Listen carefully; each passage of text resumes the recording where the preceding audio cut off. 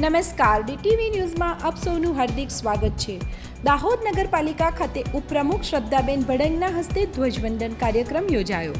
આજે સ્વાતંત્ર્ય પર્વની ઉજવણી નિમિત્તે દેશભક્તિના માહોલમાં દાહોદ નગરપાલિકા ખાતે પાલિકાના ઉપપ્રમુખ શ્રદ્ધાબેન ભડંગના વરદ હસ્તે ધ્વજવંદન કાર્યક્રમ યોજાયો હતો, જેમાં પાલિકાના સદસ્યો, પાલિકાના કર્મચારીઓ સહિત નગરજનો મોટી સંખ્યામાં ઉપસ્થિત રહ્યા હતા.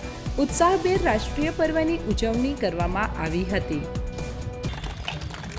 નિત રોજ બદલતા સમયના રંગમાં ભળવું છે.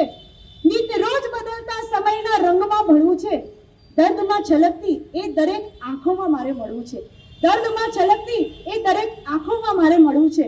અરે નથી મને કોઈ ચાહના એ શીતળ ચાંદની, અરે નથી મને કોઈ ચાહના એ શીતળ ચાંદની, પણ આપશો આપ સૌ નગરજનો જો મારો સાથ, પણ જો આપશો આપ સૌ નગરજનો મારો સાથ, તો ભર ઉનાળે આ તપતા સૂર્યને મારે અડવું છે. તો ભર ઉનાળે તપતા સૂર્યને મારે અડવું છે.